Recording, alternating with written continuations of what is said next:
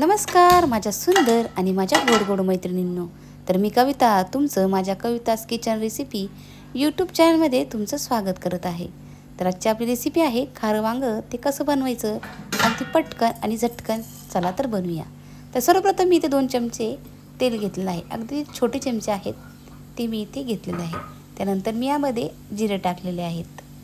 आता आपले जिरे चांगले तांबूस कलर आला की लगेच आपण यामध्ये लसूण टाकून घेणार आहोत. तर तुम्ही बघू शकता आपल्या जिऱ्यांना जो आहे इथे तांबूस कलर आलेला आहे. त्यानंतर मी लगेचच यामध्ये बारीक कट करून इथे लसूण टाकलेला आहे. तर तुम्ही इथे बघू शकता लसूण आणि जिरे इथे तडतडत आहे. आता आपण यामध्ये लगेचच इथे कढीपत्ता टाकून घेऊया. कढीपत्ता, लसूण आणि जिरे इथे तडतडले आहेत. आता आपण यामध्ये टमाटे टाकून घेऊया. बघा अशा प्रकारे मी इथे टमाटे कापून घेतलेले आहेत. अगदी जाडही नाही आणि अगदी बारीकसुद्धा नाही, कारण ही टमाटे जे आहेत यामध्ये शिजून यामध्ये ते गाळा होतात. त्यामुळे मी अशा प्रकारे टाकलेले आहेत. तर मला या भाजीमध्ये खूप सारे टमाटे आवडतात, त्यामुळे मी ते 2 टमाटे घेतले आहेत. तुम्हाला जर आवडत नसतील तुम्ही तुमच्या आवडीनुसार घेऊ शकता. तर त्यानंतर मी आता यामध्ये थोडीशी हळद टाकलेली आहे. तर तुम्ही बघू शकता अगदी थोडीशी मी यामध्ये हळद टाकलेली आहे. आता यानंतर थोडंसं मी इथे धना पावडरसुद्धा मी टाकलेलं आहे. तुम्ही बघू शकता धना पावडरसुद्धा 1 चमचा घेतलेला आहे. तर तो चमचा आहे आपला पोहे खायचा. त्यानंतर मी यामध्ये थोडीशी लाल तिखट टाकणार आहे. तोसुद्धा मी इथे 1 चमचा टाकलेला आहे. आता यामध्ये आपल्याला चवीनुसार थोडंसं मीठ टाकून घेऊया.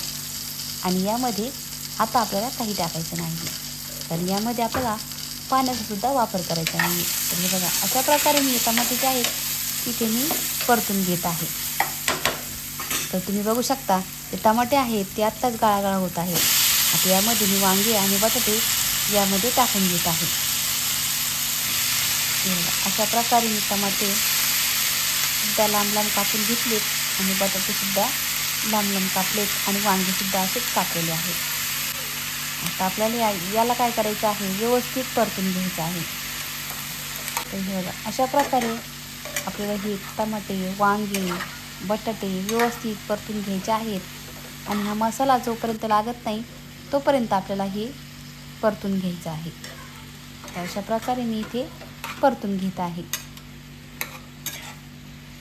हे बघा आता ही भाजी अगदी 10 मिनिटामध्ये तयार होते. आपल्याला यामध्ये थोडासुद्धा पाण्याचा वापर करायचा नाही आहे. ही वाफेतच आपल्याला शिजून द्यायची आहे. तर हे बघा अशा प्रकारे मी इथे ही भाजी इथे परतून घेतलेली आहे. आता आपण काय करूया, यावर थोडीशी कोथिंबीर टाकूया आणि अगदी 5 ते 10 मिनटं आपण या भाजीला वाफेत ठेवणार आहोत. जर तुम्हाला माझ्या रेसिपी जर आवडत असतील तर माझ्या रेसिपीला एक लाईक आणि एक सबस्क्राईब तर नक्कीच करा. धन्यवाद.